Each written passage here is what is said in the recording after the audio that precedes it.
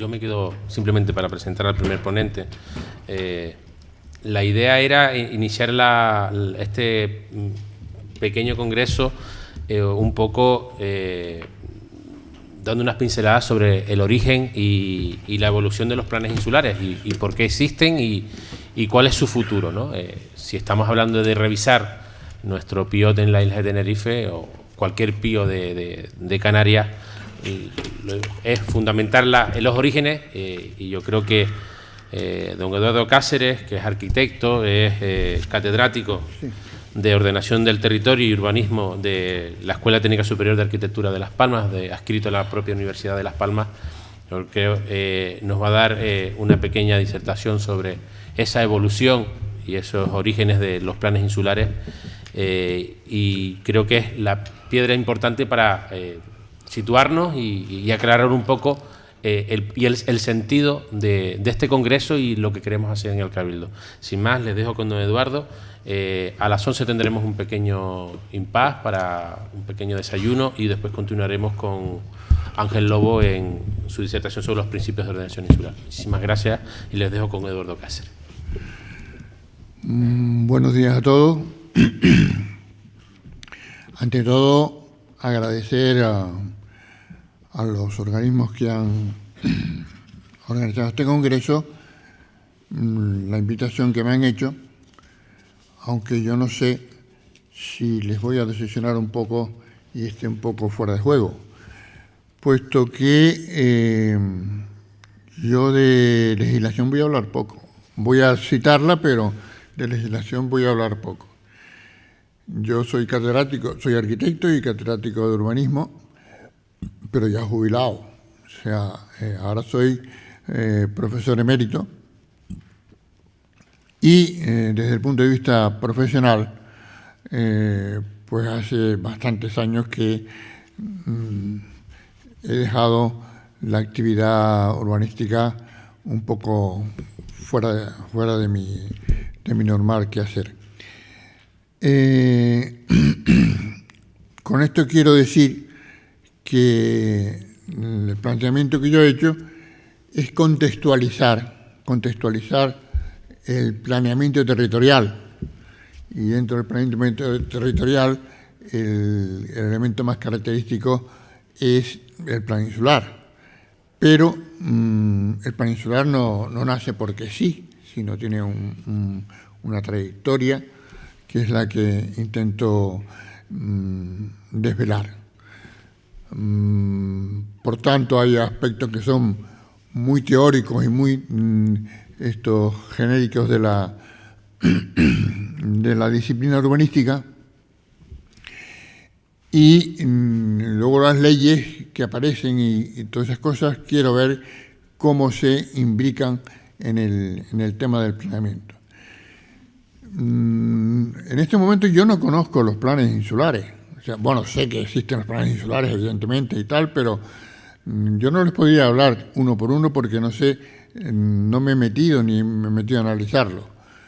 Pero sí les puedo hablar en términos generales de qué es lo que se intentó hacer y lo que se está haciendo y los primeros pasos que se dieron en este sentido. Por tanto, mi guión, el guión de esta charla, lo llamo charla, no es una conferencia, es primero ver los antecedentes de la planificación territorial dentro de la disciplina y de la práctica urbanística, los antecedentes dentro de la disciplina urbanística, después ver cómo apareció el planeamiento regional en España,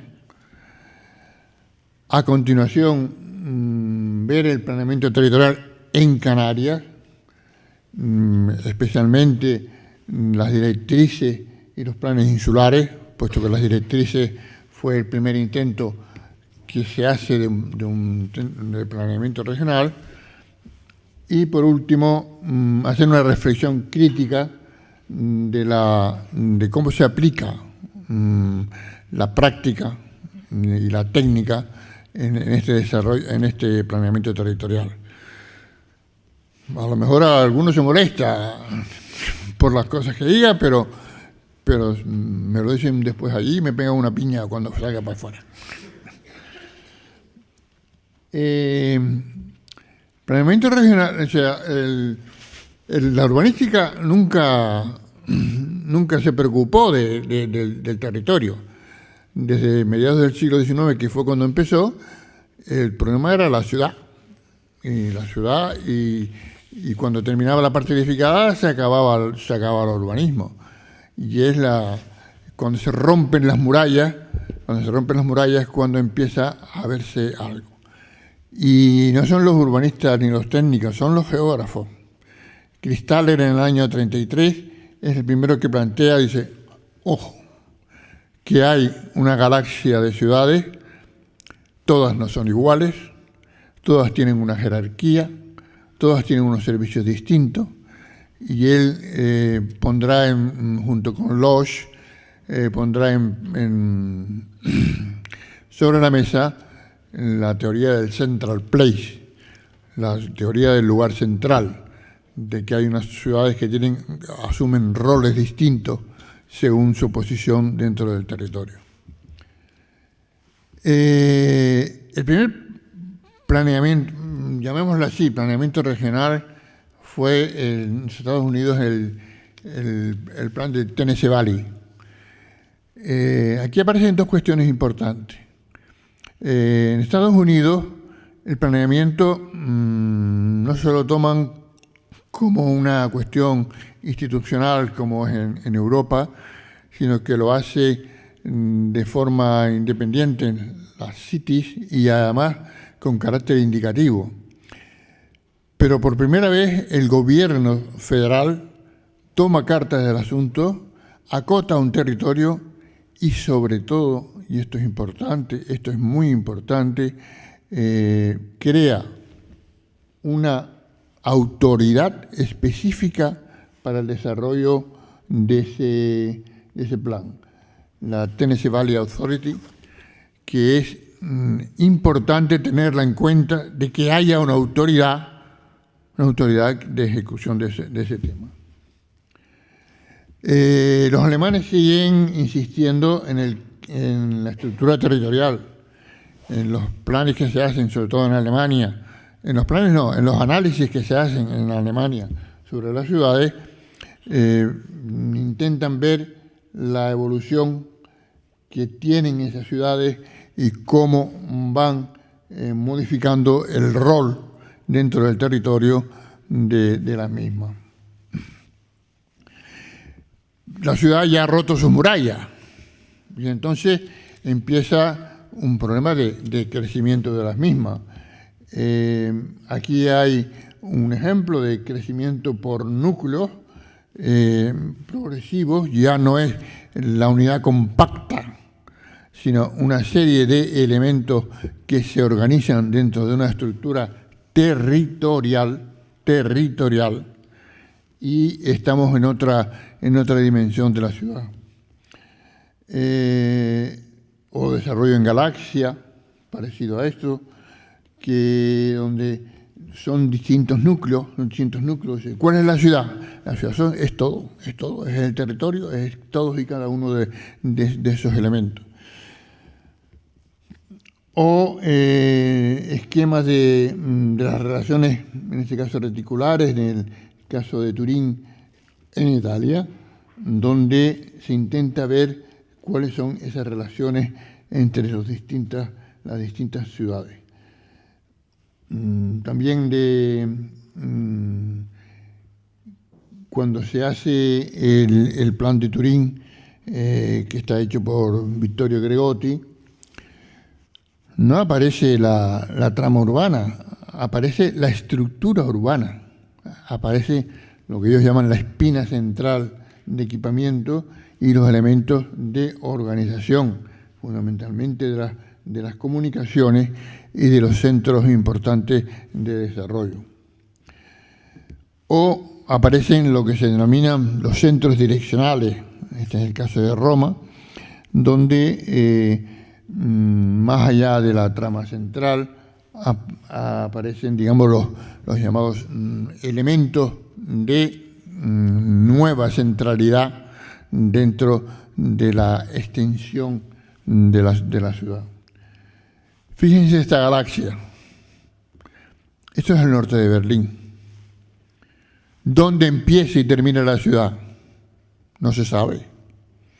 Por eso hay escritores como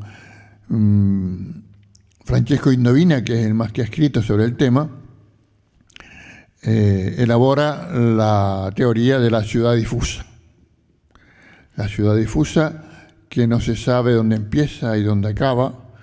Hay otros que lo han llamado el terrain vague, el terreno vago, que no se sabe dónde es y dónde no es, y que crea una verdadera complejidad en el planeamiento. ¿Cómo se arregla esto? Si tuviésemos evidentemente estos son terrenos llanos, como es toda la Lombardía y donde y el Véneto también ocurre lo mismo, y parte la zona de Turín, donde son pequeñas ciudades. ¿Y dónde se localizan las industrias? ¿Dónde se localiza eso? Pues en cualquier sitio, sin tener una preponderancia de los lugares industriales o de los lugares centrales y cosas por el estilo. Esto es una fotografía de Google, pero vean, digamos, esa dispersión absoluta de la edificación en este sentimiento de ciudad difusa. Vamos a ver cómo acometen dentro de la urbanística, llamemos comparada. A mí siempre me ha gustado el derecho comparado, porque creo que referirnos exclusivamente a la cuestión española pues no tiene sentido. Y vamos a ver las familias legales que existen en Europa.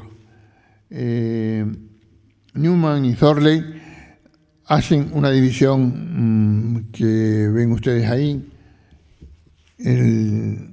Toda la legislación procedente del Código Napoleónico, especialmente Francia, España e Italia, la legislación germánica, los británicos, el este de Europa y los escandinavos. Y cada uno tiene su propia visión del tema. Pero hay algunas cuestiones importantes, comunes, que son las que yo quiero hacer hincapié. La familia británica es quizás la más autónoma respecto a cualquier otro país y muy peculiar. Es muy diferente de todos los demás. Tiene un carácter muy empírico, muy directo. Tiene un cierto carácter discrecional de las decisiones. No está organizada, como luego veremos en el Código Napoleónico. La administración es generalmente la ejecutora de las políticas gubernamentales, pero de las políticas, Y el gobierno central, aunque ustedes no lo crean, Gran Bretaña es de los gobiernos, de las estructuras administrativas más centralizadas que hay. Es muy centralista. El gobierno central aporta la estructura legal y la financiación que transfiere a las comunidades locales. Pero atención, también tiene un invento. Bueno, hay que empezar por decir que las primeras leyes urbanísticas que se hacen en el mundo, diría yo, y en Europa especialmente, es la Town and Country Planning de 1946 en Inglaterra, pero al mismo tiempo aparece la New Town Act, la ley de las nuevas ciudades, donde se crea lo que se llama los Development Corporation, es decir, organismos específicos de gobierno de esa entidad. Es decir, sí, el territorio puede estar organizado en counties, en distritos, lo que tú quieras, pero cuando yo voy a hacer una ciudad nueva, acoto el territorio asumo todas las competencias de ese territorio y se las transfiero a una Development Corporation. Los ejemplos son las Enterprise Zone para las zonas industriales, las Urban Development Areas o las Housing Action Areas. Las últimas son programas de vivienda, pero las Urban Development Areas es tanto como el Canary Wharf. El Canary Wharf de Londres, donde es una extensión de la City del centro de Londres, y le han quitado las competencias al Ayuntamiento de Londres. En ese territorio no tiene competencia el Ayuntamiento de Londres. Tiene competencia una autoridad, una corporación de desarrollo, la Development Corporation, que asume todas las competencias. Lo cual ha creado al principio ciertos conflictos, pero eso es así. Las autoridades en materia de planeamiento en Inglaterra son, primero está el Ministerio of Environment, después está las localizaciones administrativas, pero también están las Development Corporation, que es lo que estamos hablando. Organismos autónomos de determinados territorios fuera de la organización administrativa. Aquí tienen ustedes, por ejemplo, cómo se organiza en Inglaterra. Hay los council, que son los condados, los council tradicionales, que luego se dividen en distritos, que son municipalidades, pero también están las metropolitan areas, que no se rigen por el común de los otros territorios. Es decir, que hay casi una legislación y una técnica absolutamente diferente. Bueno, y aparece también un documento. Ellos son muy, entre comillas, muy políticos, en el sentido de que quieren ver los objetivos escritos. Y por tanto, la Planning Policy Guidance es como si fuesen las directrices. Unas directrices que son escritos, no hay un solo plano. Luego está a nivel regional también la política. Y a partir de ahí, o se hace la política regional y se pasa a que hablamos de Structure Plan o Local Plan. Cuidado, el Local Plan me equivaldría al plan municipal, pero el Structure Plan es un plan, llamémosle de estructura, de un territorio que nunca coincide con el municipio. Por ejemplo, donde aquí hay, no sé si hay 4 o 5 municipios, e incluso coge a 2 counties, pero son áreas que se delimitan para hacer un plan fundamentalmente estratégico.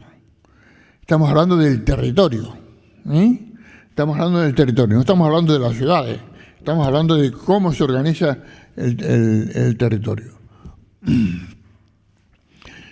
La familia germánica. Familia germánica procede del Código Napoleónico, pero tiene una influencia significativa también del derecho romano. Es muy abstracto, intelectualizado. No hay un poder central que imponga la unificación de los sistemas de planificación, como en el Reino Unido o Francia, porque existe una autonomía absoluta de los Länder. Los Länder tienen autonomía absoluta de la planificación urbanística y territorial, los Länder. Y por tanto, el sistema es complejo, porque junto a los ámbitos estatales o regionales existen también ciudades con estatutos especiales. Vean ustedes cómo estos países tienen una diversidad de normativa que en el sistema, llamémosle napoleónico, el nuestro, es unitaria. Aquí hay una diversidad entre los distintos países. Aquí tenemos, en el gobierno federal está el Bundestag. El Bundestag pasa a los gobiernos de los Länder. El gobierno de los Länder organiza el plan regional en combinación con el County Council, que es el gobierno del condado, y de aquí del Regional Planning es donde luego se deriva para la preparación de los planes urbanos. Pero fíjense el recorrido y sobre todo la autonomía del Parlamento de los Länder, aunque esté el primer ministro, de la nación. Y por último está el City Council, que es el gobierno de la ciudad. El planeamiento a nivel federal está el esquema nacional para los usos del suelo, pero atención, está el esquema regional para el desarrollo del planeamiento. Es un programa federal regional, que son como unas directrices. Luego está el plan de lo que ellos llaman plan de desarrollo comprensivo y el programa de desarrollo más concreto, hasta llegar a las circulares. Las circulares es otro documento que tampoco se da en nuestro sistema, pero que en Inglaterra y en este caso en Alemania tienen una importancia fundamental. Casi equivalen a decretos, digamos, de regulación.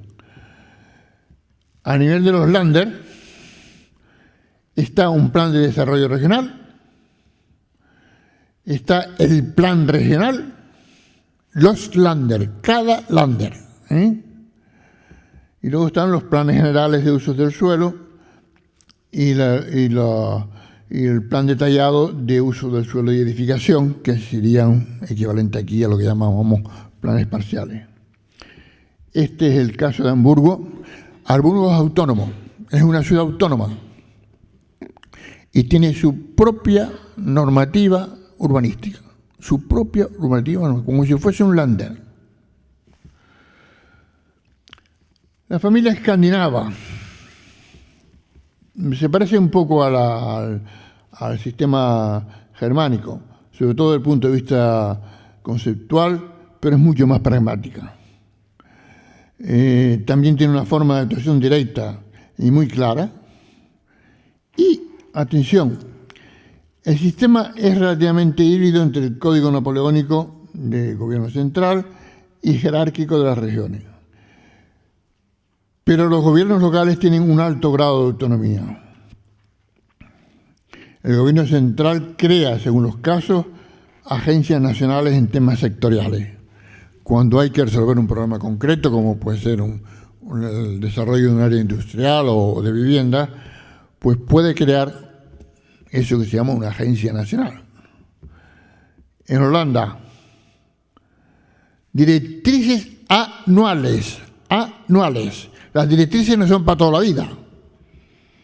Cada año hacen unas directrices viendo cómo ha cambiado la situación y modifican lo que haya que modificar. Esto es una enseñanza importante para nosotros, ¿eh? Las directrices que en este momento hemos elaborado aquí, que las tienen arrumbadas, no se sabe en qué cajón, no. Aquí las directrices tienen un carácter absolutamente dinámico.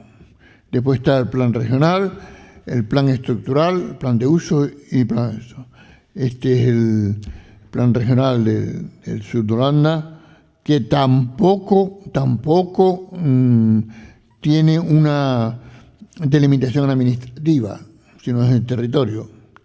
Caso de Dinamarca, lo mismo, directrices anuales sobre las decisiones de planeamiento, regulaciones edificatorias, las circulares y el plan regional. Aparte de una propuesta, digamos, de carácter estructural. Fíjense que desde el punto de vista de la disciplina aparece digamos, la política general que se va a llevar sobre el territorio. Aparece la estructura de ese territorio. Y por último aparece el plan regional. Hay, por tanto, una reflexión previa. Hay una reflexión previa, digamos, de carácter político, luego hay una traslación al territorio, pero desde el punto de vista estructural, y al final es cuando se hace el plan regional. Y por último, evidentemente, el plan local, que es el plan de la ciudad. Este es un ejemplo. Aquí es curioso, porque yo preguntaba, digo, ¿y esto blanquito qué es? Eso blanquito es que no está planificado. ¿Cómo que no está planificado? ¿Por qué no? ¿Por qué no? Porque no tiene por qué. En España está planificado hasta el último centímetro cuadrado del territorio. Pues esto no. Esto dice, bueno, cuando haya que planificar se planifica y cuando no haya que planificar, pues no se planifica. La familia napoleónica, que es la que nos afecta, procede de la tradición y organización administrativa del Código Napoleónico, tendencia a la norma legal abstracta y al debate teórico, hay una codificación de los principios abstractos que luego lo traslada a normas jurídicas, y el gobierno central se establece un sistema uniforme, jerarquizado y piramidal que asegura una menor necesidad del control directo y que se traspasa al sistema judicial, al contencioso administrativo. Meten a la justicia en medio. Cuando en otros países son decisiones administrativas, aquí meten a la justicia, y eso es uno de los grandes defectos que yo creo que se ha producido en los últimos años en nuestro país, que todos los conflictos urbanísticos acaban en el juzgado. Siempre hay, digamos, es el juez, por lo visto, el que tiene que decidir sobre la política territorial. Evidentemente, esta estructura jerárquica permite una cierta autonomía de los departamentos, las comunidades, las provincias, las comarcas, etc. Y en Francia, por ejemplo, tenemos el plan nacional y el plan regional, y hay lo que se llama un contrat de plan, que es un esquema director de la coordinación entre el plan nacional y el plan regional. Atención, los planes nacionales en España, que después los veremos, nunca se han hecho. Pero aquí sí hay esquemas directores de coordinación entre la estructura general del país y los regionales.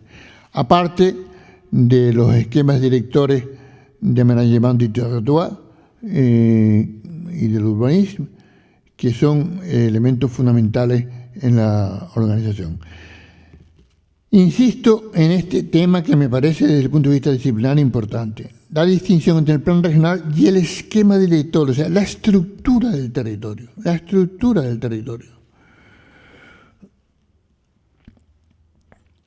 Luego están, desde el punto de vista administrativo, las comunas y las agencias de urbanismo. Fíjense que esta división administrativa no es una división administrativa en sentido puro, son territorios de control urbanístico. Territorios de control urbanístico que se dividen en comunas y luego hay en los puntitos estos negros, donde hay agencias de urbanismo, agencias, digamos, de desarrollo. Fíjese que en la zona de París, por ejemplo, la Île-de-France tiene una autonomía absoluta con respecto al resto del tema. Este es un esquema de management del urbanismo de Orleans. El sistema básico del planeamiento italiano. Para los que no lo saben, se los digo, la ley española del año 56 está calcada de la ley fascista italiana, pero calcada. En aquellos momentos el planeamiento territorial no existía y por tanto solamente se habla del piano regolatore generale, que es como un plan general. No se habla del planeamiento territorial para nada. Está el piano particolarizzati, que es el plan parcial, y planos para desarrollo de la vivienda económica y popular, los planos para desarrollo industrial de asentamientos productivos y planes de desarrollo que pueden ser de carácter general o específicamente para promoción de viviendas protegidas o áreas de implantación industrial, competencia del ayuntamiento en su redacción. Y por último, el plano de lotizaciones. El plano de lotizaciones es un plan de reparcelación. O el plan de recupero, que es un plan de rehabilitación interna.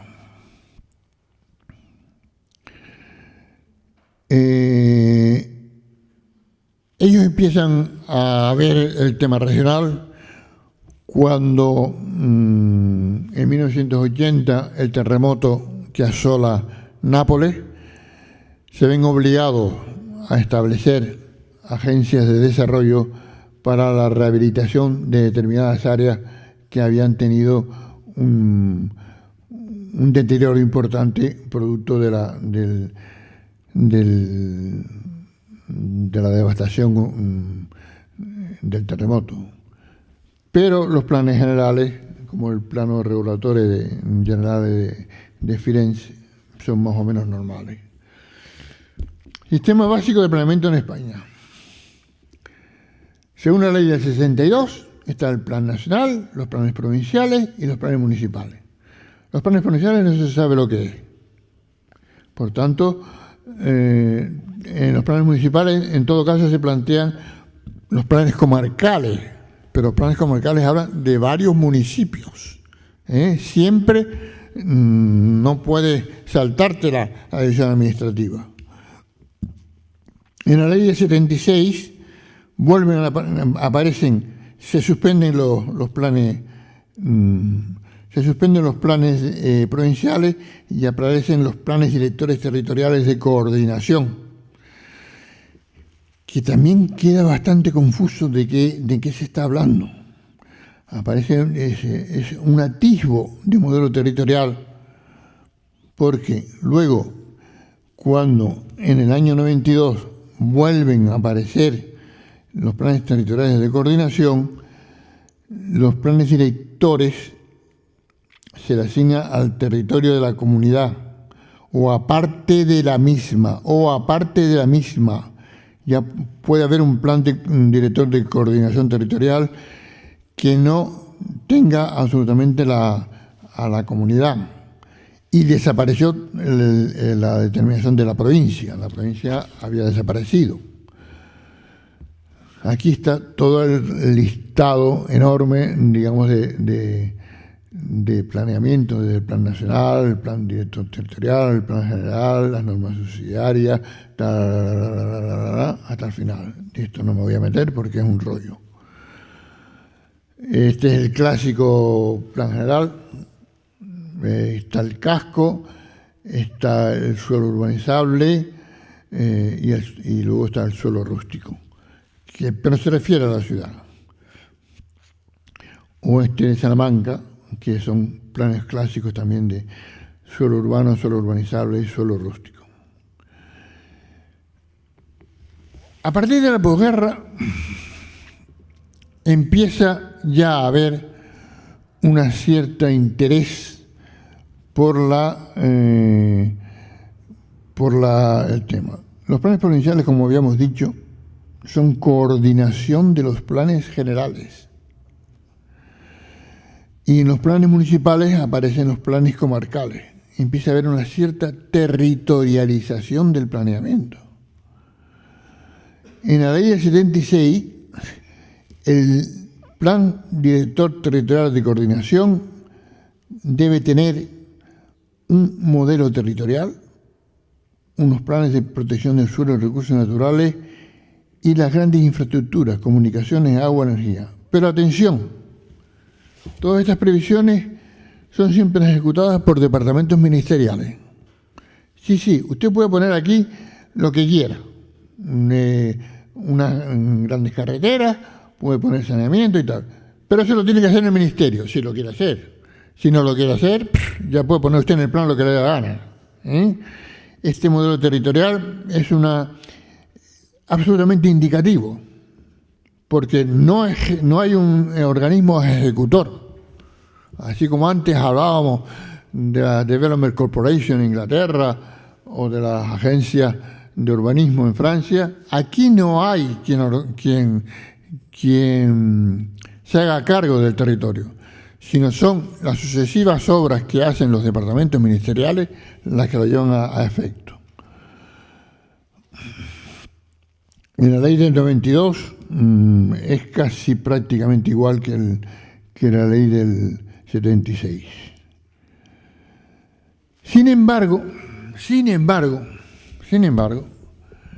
recuerden que el mapa de las autonomías se establece en 1981, aparece en las Islas Baleares unas directrices de ordenación territorial que suprimen dentro de la comunidad la figura de los planes directores territoriales y crea sus propios directrices de ordenación territorial fuera de los planes de directores territoriales.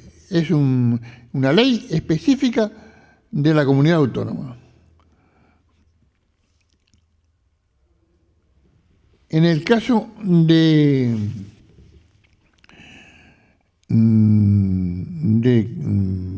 Cataluña, esto ocurre lo mismo. Esto es en el año 90. El planeamiento territorial se desarrollará a través del plan territorial general, los planes territoriales parciales y planes de acuerdo con la ley de ellos, Y los planes directores de coordinación establecerán de conformidad con el plan general y exigencias de desarrollo regional. Se saltan la ley para hablar del territorio. Y por último, en la comunidad andaluza, lo mismo. Se sustituirán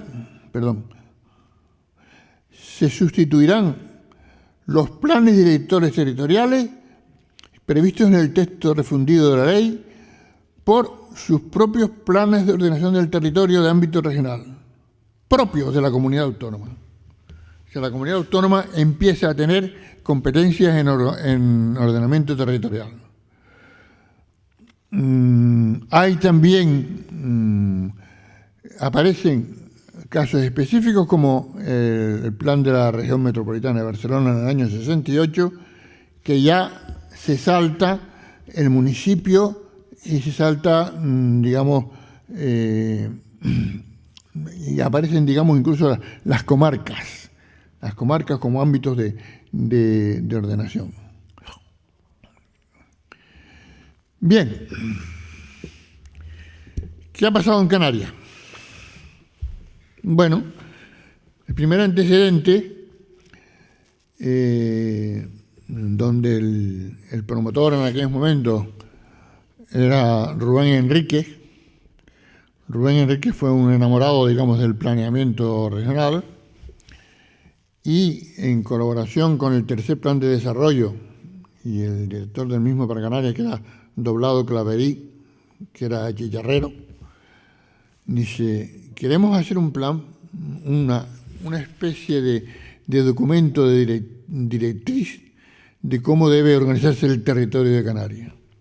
Es el primer documento de carácter territorial que se hace en Canarias. Para ello está no solo el propio doctor Manuel Enrique, sino está Ferran y Mangada, que son dos arquitectos de importancia fundamental, y Javier Díaz Llano, aparte de otros arquitectos como José Ángel Domínguez Aradón, José Luis Jiménez, y yo también colaboré, lo mismo que Javier Ruilova, en ese documento. Pero el fundamental, el promotor fundamental era Rubén Enrique, y luego técnicamente Ferran y Mangada. Y promocionado por el Colegio de Arquitectos, no por ninguna organización administrativa.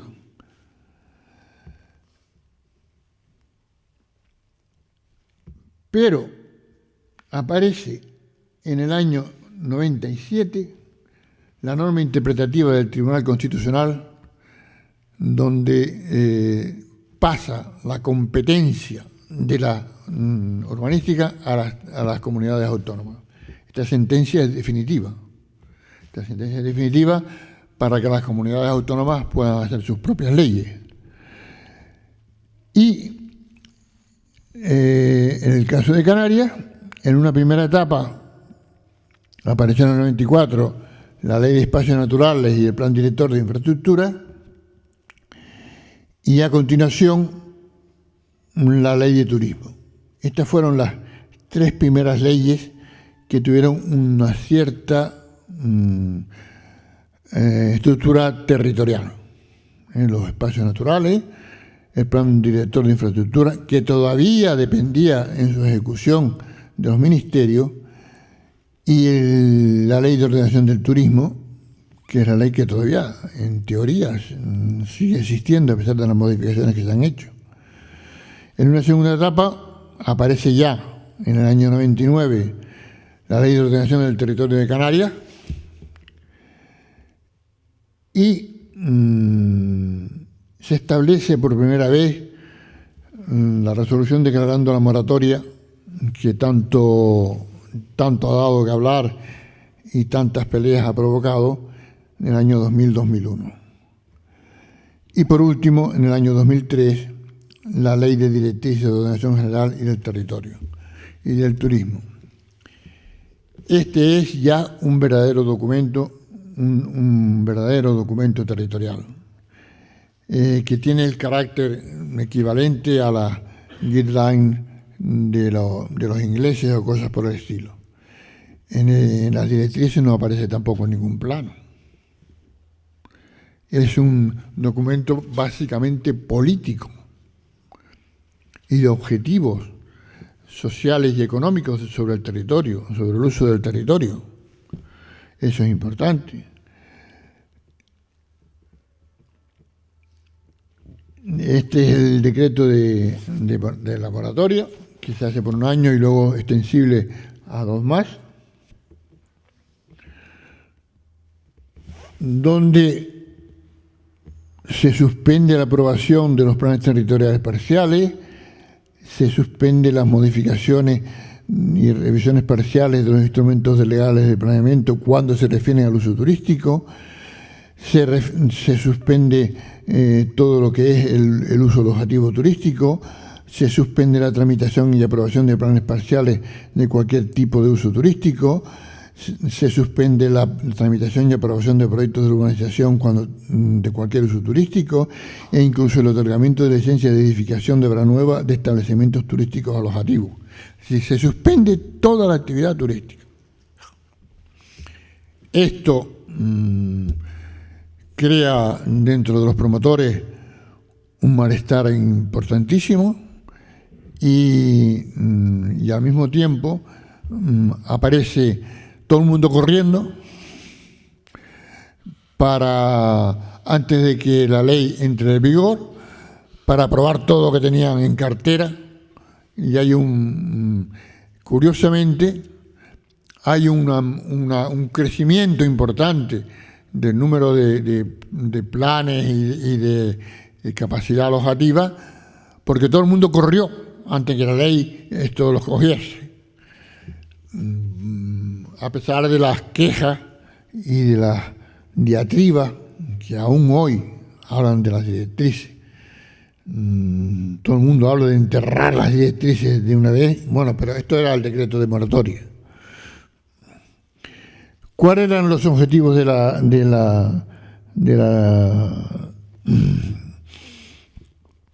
directrices? Pues lograr un desarrollo sostenible, paridad a nivel intra e intergeneracional y un cambio de sistema económico o socioeconómico. Véanse que son objetivos políticos y sociales. No habla de nada. Aunque luego hay un intento de limitación y reducción del consumo de los recursos territoriales y se intenta un uso eficiente y recualificación del patrimonio inmobiliario y cultural.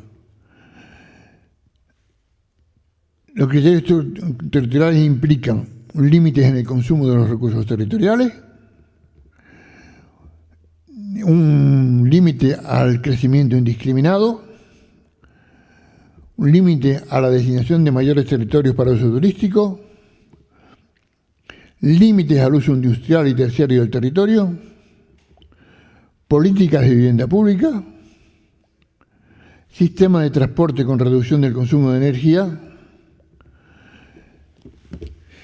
Y vuelvo a insistir, y no me cansaré, son criterios políticos y sociales,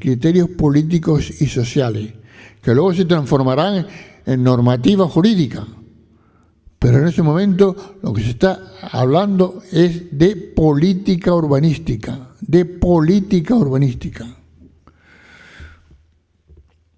Evidentemente, antes de la ley existían las directrices, están los planes insulares y luego toda la caterva de eso. Pero las normas, las directrices crean este complejo. Esto sí que empieza a aparecer ya, desde mi punto de vista, un cierto error. Un cierto error no, yo no estaría de acuerdo con esto. Es tanta la cantidad de planes sectoriales, planes especiales, planes de no sé cuánto, planes de qué, planes de cuánto, planes de arriba, planes de abajo y tal, que crea una cierta superposición y confusión dentro del tema que a mí nunca me ha gustado. Bien. Antecedentes también. Yo trabajé en Lanzarote con César Manrique. Y César Manrique me dijo, no, aquí, me dijo a mí no, le dijo al presidente del Cabildo, aquí hay que hacer unas ordenanzas para que todas las casitas sean blancas y no sé cuánto y tal. Y yo que estaba allí, acababa de salir de la carrera, porque esto fue en los años 70, yo terminé en el año 65, yo dije, no, eso no se puede hacer haciendo una ordenanza de que todas las casas se pinten de blanco. Vamos a hacer una cosa seria, vamos a hacer primero una norma subsidiaria que tenían que ser aprobadas en Madrid por el Ministerio de la Vivienda y que fueron aprobadas y que tenía una cosa muy elemental donde todavía se podía hacer mientras las normas funcionaban unas zonas afectadas por el turismo, que era solamente esta y esta, en la zona de Famara y en la zona de Tías, solamente había una zona afectada, zona agrícola como era el tema de la Jeria, o zonas de reserva natural como era Timanfaya y la zona de Valpaís de la Corona. Pero a partir de ahí empiezan los planes insulares. Ya se empiezan a hacer los planes insulares. Fíjense un poco la fecha. Está aquí por fecha, ¿eh? Lanzarote. A partir de las normas subsidiarias, a nosotros nos encargan, estaba en ese momento Antonio González Beite, Óscar Beregasa, estaba Víctor Hernández y Antonio Cabral, y nos lanzamos a hacer un plan insular. Nos asesoró, vinieron aquí y nos asesoraron tanto dos catedráticos importantes y dos urbanistas importantes como eran Manuel Rivas Piera y Manuel Sola Morales, los dos fallecidos en este momento, pero que fueron y son personas importantísimas en este campo. Y se hizo el plano en 1974, 1974.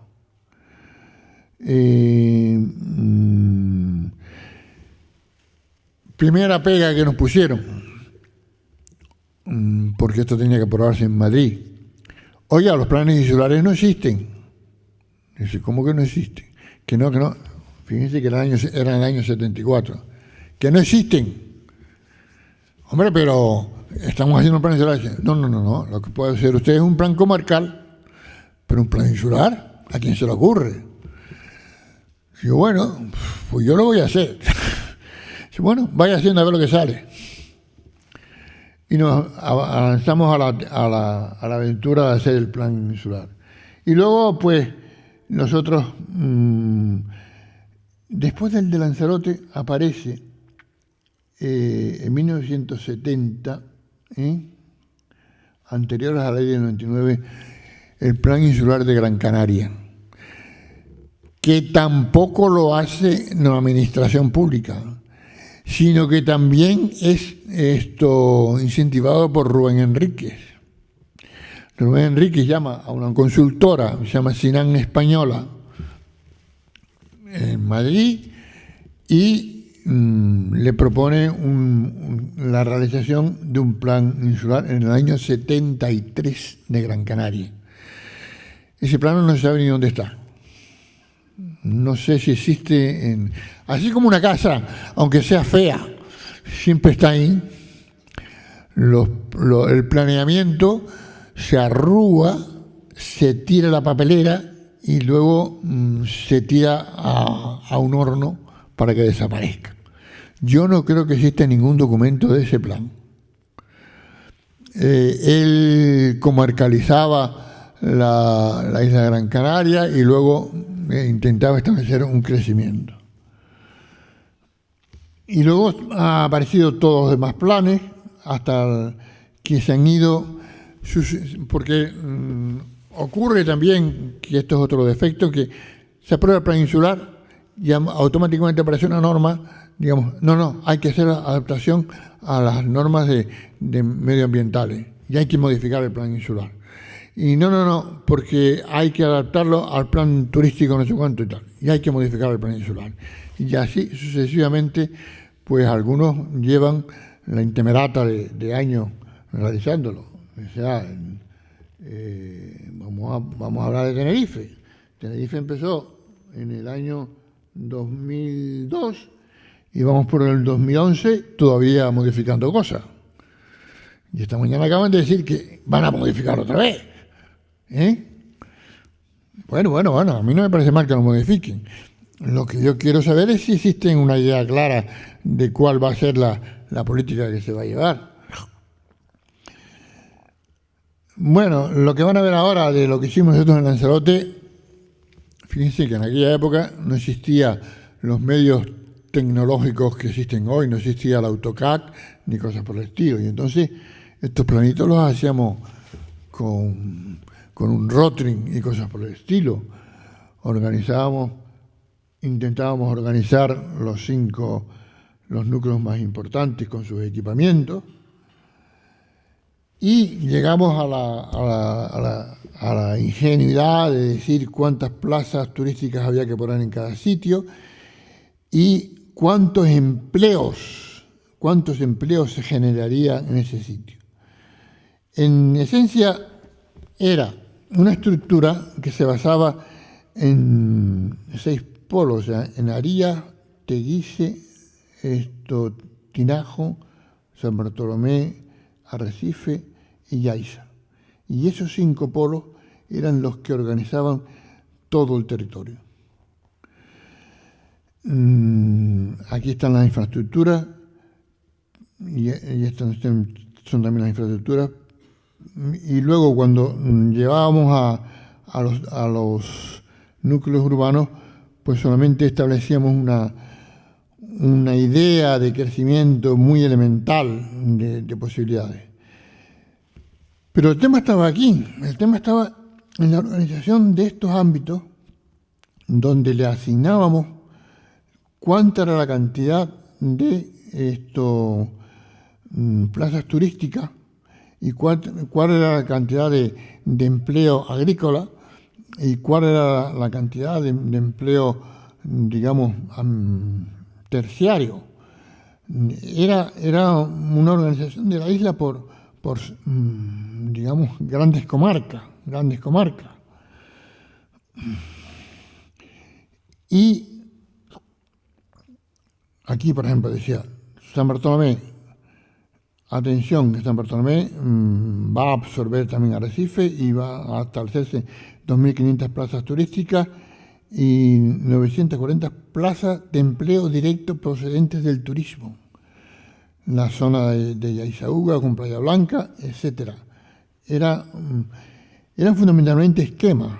Yo en ese momento estaba muy influido por la técnica inglesa, por los structure plan, y me interesaba sobre todo hacer esquemas estructurales. Esta es una fotografía vieja que encontré de lo que se planteaba. Y luego los detalles, pues, se hacían con tramas, pegando unas tramas ahí que nos volvíamos locos, porque no había otro remedio. Pero eran planos relativamente simples, de cuál era el suelo rústico, suelo protegido, suelo urbanizable, etc. Aquí tienen, son ejemplos. En el año, el plan insular no se aprobó. Ya como digo, el director general de urbanismo, que en ese momento era Fernando Terán, en Madrid, dijo que lo aprobaba con carácter indicativo y que los ayuntamientos lo tuviesen en cuenta para cuando realizasen sus planes generales. Nadie lo tuvo en cuenta. Incluso antes de que se aprobase, el ayuntamiento de Yaiza ya se lo cargó. Luego, en 1987, cuando viene Fernando Prat para hacer el nuevo plan, dice que hay demasiadas plazas turísticas previstas en el planeamiento. No era cierto. Eran solamente aquellas que figuraban. Lo que ocurría es que cada municipio había modificado la zona turística y había ampliado el número de plazas que le había dado la gana. Esto también del plan. Gran Canaria. Aquí empieza una de mis principales críticas. Hay tal cantidad de información debido a la capacidad técnica que tienen los sistemas de información geográfica, que yo veo estos planos y digo, a ver si me lo explican. Aunque yo sea técnico, siéntese por aquí y explíquemelo despacito. Estos son las unidades ambientales. Ah, muy bien. ¿Y para qué sirven las unidades ambientales, sabe? Bueno, es información que hay que añadir y tal. ¿Y esto qué? Los ámbitos turísticos. Anda, ¿y dónde están los ámbitos turísticos? No. Esto es que está toda la información. Ahí tiene que estar la topografía, tiene que estar la no sé cuánto, tiene que estar la no sé qué y tal. Y es una acumulación sucesiva de información. Y entonces dice, estructura del territorio, ya la jodimos. lo siento porque yo este plano no lo entiendo. No lo entiendo. Parece, si me lo cortan así, digo, un cuadro abstracto de no sé quién. Pero es los chiquitos le hacen con buena intención, los técnicos que lo realizan, pero lo suman, van sumando todas las cosas, van sumando todas las cosas, y el resultado final es un conglomerado absoluto, que ni uno se entera.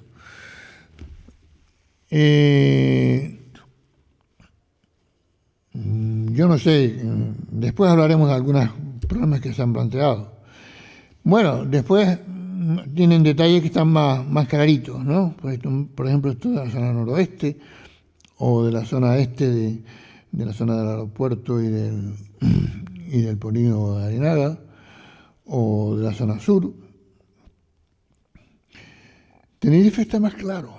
Tenerife, afortunadamente, son planos más limpios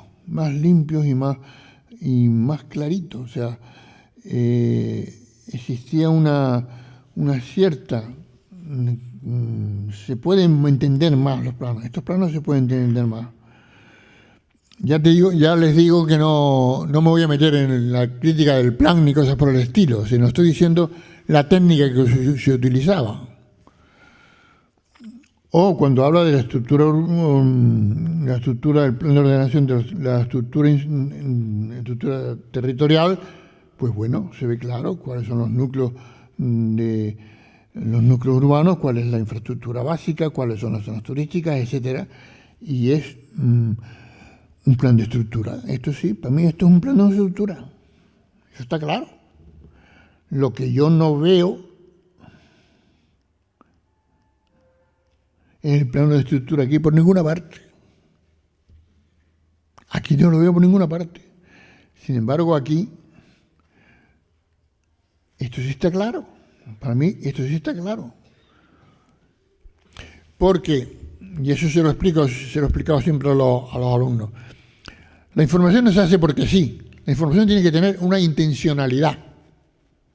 Si tú eres geógrafo y quieres hacer una taxonomía de todas las cuestiones que se pueden haber en el territorio, puedes hacerla. Pero el planeamiento no va a hacer una taxonomía, eso deja de hacerlo a los geógrafos. El planeamiento es para hacer algo, para organizar los usos, el mejor uso del territorio.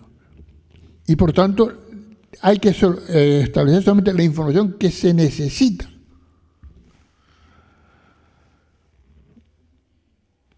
Este es otro plano del tema de Tenerife, de los núcleos urbanos. Y este también, que es el plano resumen, pues yo creo que también es relativamente claro.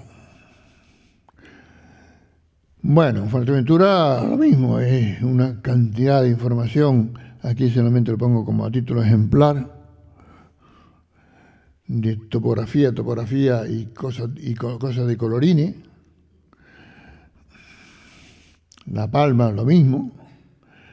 Bueno, el Hierro todavía hay una cierta intencionalidad de estructura, y La Gomera, como no tiene turismo, pues las carreteritas iba a quedarse. Bueno, entonces me permito hacer como conclusión al discurso una reflexión crítica sobre qué entiendo yo de la política urbanística territorial aplicada en Canarias. Primero, existe una excesiva cantidad, confusión y superposición de documentos.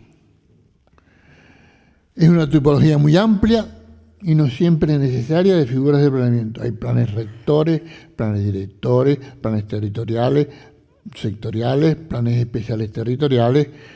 Incluso se inventaron en el caso de Gran Canaria subplanes que luego fueron por vía judicial lo suspendieron, planes turísticos, planes paisajísticos.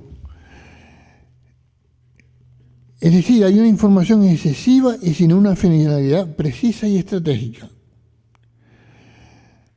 Y luego, lo más importante, ¿quién ejecuta el plan insular?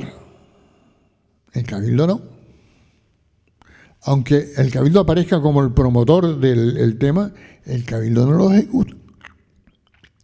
O lo ejecuta en la comunidad autónoma haciendo las carreteras, o lo ejecuta el ayuntamiento haciendo esto con su territorio de mi capa un sayo, es decir, poniendo más camas o menos camas o no sé cuánto y tal. Pero el Cabildo no es un órgano ejecutivo. En alguna y eso a pesar de algunas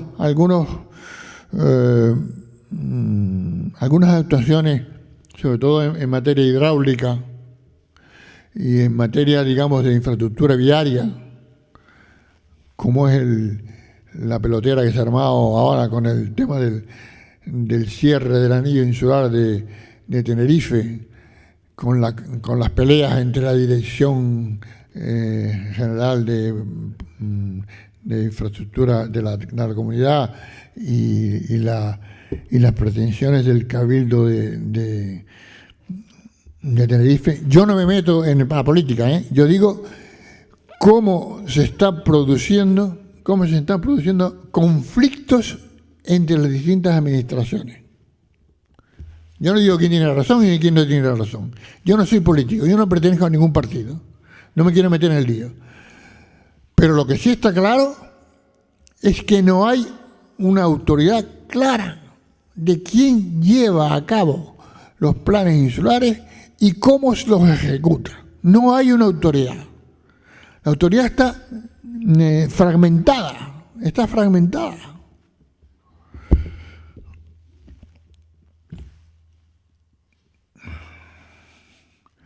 Segundo,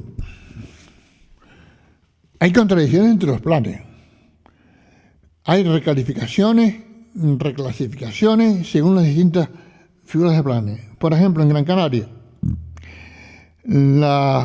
cuando se hace el plan turístico, el plan especial turístico, pone más campos de golf de los que dice el plan insular. Y hay incompatibilidades entre lo que permite y las restricciones que pone el PIO. El número de camas turísticas que pone uno, el plan insular dice otro. Pero es el mismo organismo el que lo hace, ¿eh? Los dos planes los ha hecho el Cabildo.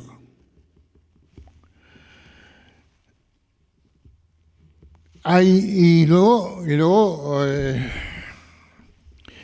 también me llena de, no diría de santa indignación, porque yo te repito que yo no soy político ni cosas por el estilo, pero todas estas leyes que ha hecho el señor Berriel de modernización de la planta turística, de reorganización del espacio turístico, del no sé qué, ahora no sé si van a hacer una nueva y cosas por el estilo, crea tal confusión, tal acumulación normativa, que para un pobre diablo que quiera hacer una cosa, se las trae y se las ve y se las desea. Y en ese sentido yo le doy un cierto una cierta razón a los promotores. A veces se me aclara. Porque dice, no, ahora vamos a hacer las casas de alojamiento turístico. No. Viene la consejera y dice, ya veremos, porque a lo mejor las quito.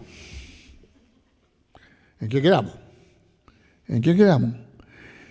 Yo, con todos mis respetos, y insisto 5 veces que yo no soy político, que yo no me meto en política, da la sensación de que la consejera de política territorial o la consejera que lleva el tema de infraestructura han aterrizado y han dicho, joder, qué follón, ¿y ahora qué hago?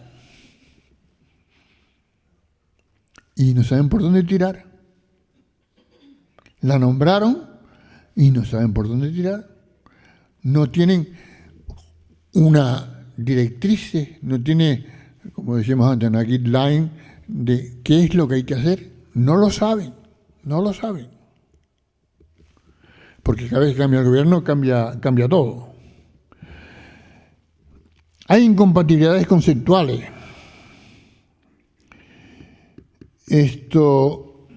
Entre las medidas que se arbitran para la protección del territorio y aquellas que se establecen para el desarrollo urbano, hay una contradicción evidente. Es decir, estamos acostumbrados, o se está acostumbrado a que no, el medio ambiente es de la ciudad para afuera, o de lo construido para afuera. Oiga, ¿y de lo construido para adentro? No hay medio ambiente.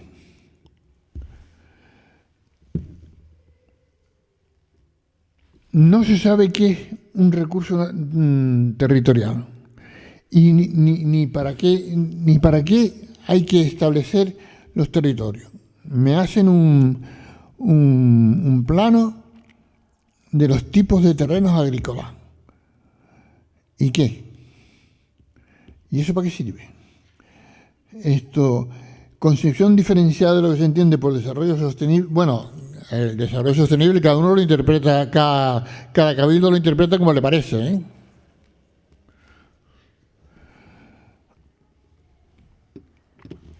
Y lo siento también por los técnicos, ¿eh? Hay una descoordinación entre las políticas urbanas y la resolución de los problemas de la construcción del espacio. Hay una indisciplina y una laxitud en la propia administración. Los ayuntamientos en lo que les da la gana. Ejemplo más claro, o por lo menos el que yo he vivido más cerca, es el Consorcio para la Planificación de los Espacios Turísticos del Sur de Gran Canaria. Se creó un consorcio que tiene incluso recursos de carácter nacional. Llegó al ayuntamiento y dijo, no, aquí el que manda soy yo. Y por tanto ustedes pueden decir, el consorcio puede decir lo que quiera, que el que da las licencias soy yo y el que ejecuta las licencias soy yo. Y a mí me va mejor negociar promotor a promotor, con el señor Lópezán o con el otro, con el Santana Cazorla, me va mejor. Eso lo digo, Las Palmas aquí serán Juanito y Pepito, serán otros distintos, que hacerle caso a una cosa rara que es un consorcio y que intenta hacer cosas de esas. En el Puerto de la Cruz parece que había otro consorcio que no sé qué ha sido de él. No sé qué ha sido de él. De repente ha funcionado.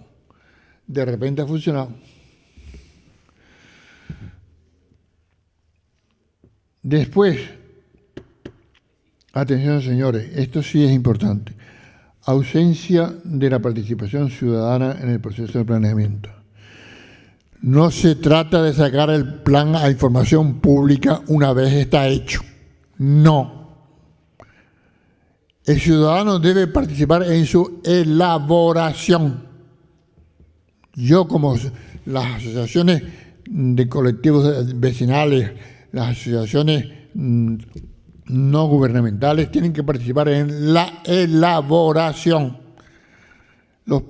El planeamiento no puede ser producto de un laboratorio de 4 arquitectos que se meten en una habitación y ellos se lo dicen y se lo comen. No. El planeamiento en todas sus fases tiene que salir a la calle y tiene que ser un debate permanente con la población. A eso están muy acostumbrados los países del norte de Europa. Aquí ni de coña. Aquí seguimos pensando que es la autoridad superior y cuando sale información pública es simplemente para discutir si la carretera pasa por mi terreno o no pasa por mi terreno. O si me dejan edificar más o si me dejan edificar menos. Y todo va al contencioso administrativo. Porque el técnico en sí mismo no sabe resolverlo o no quiere resolverlo. Y luego yo creo que desde el punto de vista ya técnico, propiamente técnico, ya esto es una aportación muy especial mía,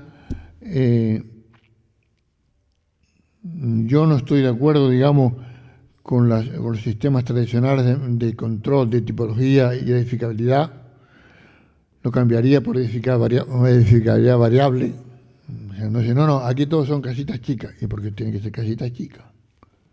Yo lo que me interesa controlar es la densidad, y por tanto habrá más densidad o menos densidad. El principio de subsidiariedad en cuestión de uso del suelo. Es que usted pone un uso del suelo aquí y es para toda la vida. No puede haber, digamos, cambio por circunstancias de las que sean. El control de la ocupación del suelo. Hay que empezar por hablar desde el punto de vista casi físico, de llenos y vacíos. No tanto por tanta densidad de edificación o tan menos densidad. Y luego lo que yo llamo los estándares prestacionales de equipamiento. Oiga, señores, existen señores de la tercera edad, existen amas señoras o matrimonios con niños, existen viejitos, existen de todo, existen sobre todo inmigrantes. ¿Cómo se incorporan los inmigrantes y qué equipamientos hay que poner para las emigraciones que aparecen? Estos equipamientos no se tienen en cuenta. Otro fenómeno clásico, y me refiero ahora a Maspalomas porque es lo que tengo más cerca. Centro de salud para Maspalomas. ¿Cuántas personas hay en Maspalomas? Hombre, en Maspalomas puede haber 90.000 plazas. ¿Y el centro de salud para cuánto lo hace? No, el centro de salud lo hago solamente para 12.000 personas que son las que están censadas. ¿Hay el resto? Usted no sabe que estamos en la Comunidad Europea y que toda la población tiene derecho a la prestación pública de la sanidad. Y usted me hace un centro de salud con 2 camitas, 2 enfermeras y un médico que viene los martes, jueves y sábados. No tiene ningún sentido. O sea, hay que ver a quién se está atendiendo y cuáles son las capas sociales. Por eso, y que conste que es mi opinión personal, la política urbanística territorial que se manifiesta a través de los planes insulares y otros documentos de similares características adolece, en términos generales, de una línea clara y unitaria de ordenación, tanto política como técnicamente. Hay fallos técnicos importantes y hay fallos políticos. ¿A qué conduce?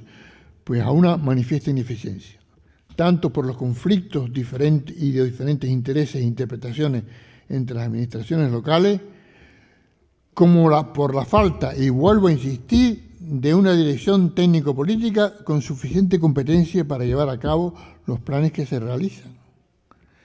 Y ya que estamos hablando de planes insulares, tengo que decirlo por no sé si es la vez número 20, no hay una autoridad competente para ejecutar los planes insulares. Los cabildos no tienen competencia, se tienen que apoyar en los ministerios o en la consejería del gobierno autónomo. Pero el cabildo, a pesar de que hace el plan, no tiene competencia, o muy escasa. Y hasta aquí mis diatribas. Ahora, si no les gusta, me pegan allí fuera, pero poquito, ¿eh? Sin hacer daño.